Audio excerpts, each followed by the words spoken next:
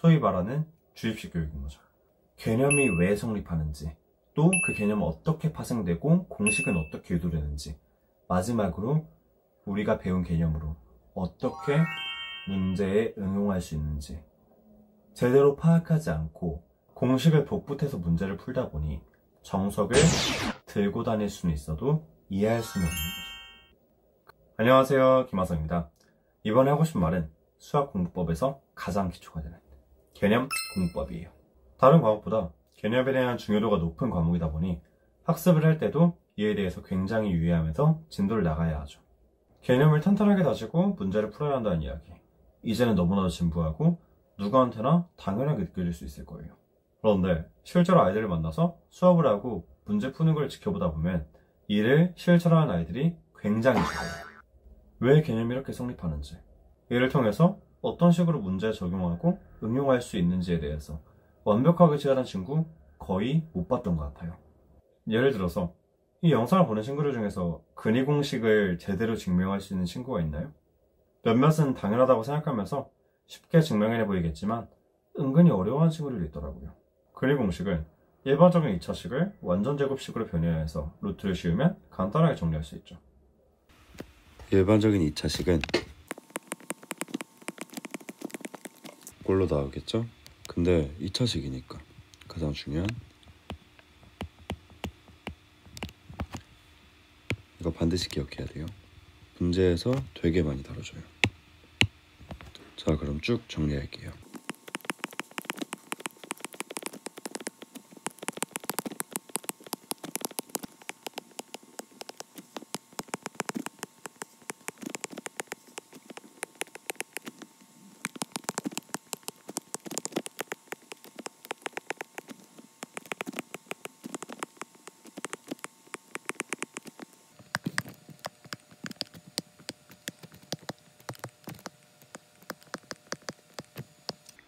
이렇게 근위 공식을 유도할 수 있어요.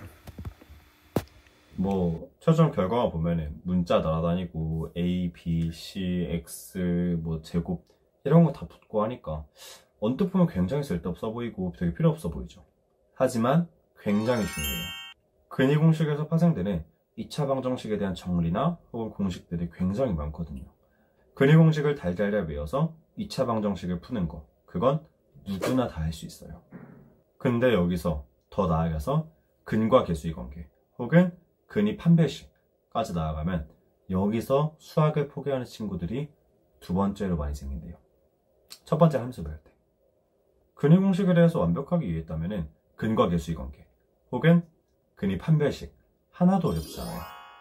근위 공식은 결국 두 근을 구하는 공식이니 그 두 근을 더하거나 곱하면 바로 근과 계수의 관계 유도할 수 있고 이해할 수 있겠죠.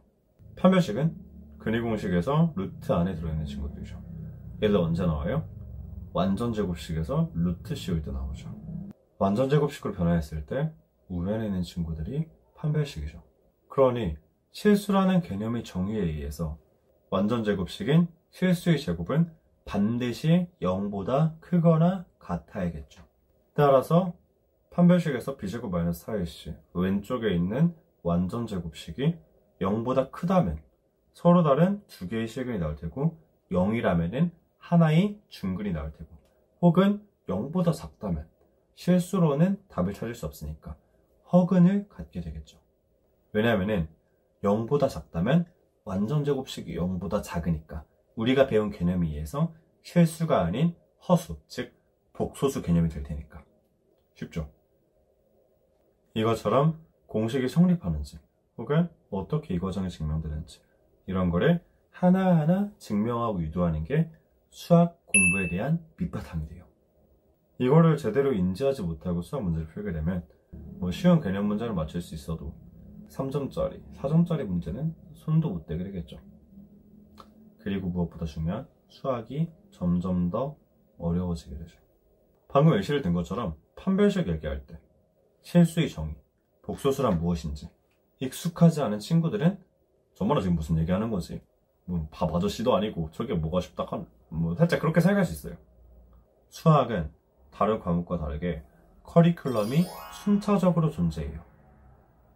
그렇기 때문에 하나의 파트를 제대로 이해하지 못하고 넘어가면 다음 나올 개념을 공부하는데 난항을 겪게 되는 거죠. 제가 방금 말했던 수학이 점점 더 어려워진다 는 얘기와 상통하는 부분이에요. 또 사람의 기억은 유한하고 유통기한이 있죠. 지금 당장은 뭐 달달 외운 공식 그대로 대입해서 2점짜리 혹은 쉬운 3점짜리 문제 맞출 수 있을지 몰라도 나중에도 그게 기억이 날까요? 만일 수능 시험장에서 그 공식이 기억이 안 난다면 그땐 진짜 큰일 나겠죠.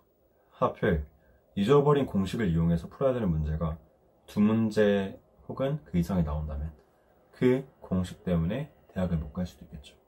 제가 말하는 거는 근위 공식처럼 수능을 준비하며 한 10,000번쯤 보는 공식에 대한 얘기가 아니에요. 로그나 지수처럼 해당 단어를 풀 때 아니라면 공식을 접할 일이 적은 단어일 때 더욱 그렇겠죠. 특히 이과인 친구들 삼각함수 공부하면서 공식이 쏟아져 나올 때 그때 많이 느낄 거예요. 뭐 예를 들어 볼까요? 중학교 3학년 때부터 정석 들고 다니면서 옆에 끼고 다니는 친구들 있잖아요. 무슨 뭐 확률과 통계, 기하 벡터 같은 고등학교 3학년 때 배우는 단원들을 공부하는 친구들 주변에서 많이 봤을 거예요. 저는 사실 중학교 때까지는 공부를 많이 안 해서 그런 친구들 보면서 와 개쩐다, 너무 멋있다 하면서 줄곧 위축되는 편이었는데 나중에 보니 다들 저보다 수능을 못 봤더라고요. 왜 그렇게 될까요? 그건 학원에서 너무 진도를 위한 학습을 해서 그래요. 소위 말하는 주입식 교육인 거죠. 개념이 왜 성립하는지, 또 그 개념은 어떻게 파생되고 공식은 어떻게 유도되는지, 마지막으로 우리가 배운 개념으로 어떻게 문제에 응용할 수 있는지 제대로 파악하지 않고 공식을 복붙해서 문제를 풀다 보니 정석을 들고 다닐 수는 있어도 이해할 수는 없는 거죠. 그래서 제대로 배우는 수학 개념이 정말 중요한 거예요. 주어진 공식을 복붙해서 문제를 푸는 거는 아무런 의미 없어요. 시간을 그냥 가져다 버리는 거예요. 그렇다면 개념을 제대로 마무리하는 법에 대해서 한 영상에 묶어서 다음 영상에서 다뤄보도록 하겠습니다. 다음 영상 더 빠르게 받아보시려면 좋아요와 구독 부탁드립니다. 감사합니다.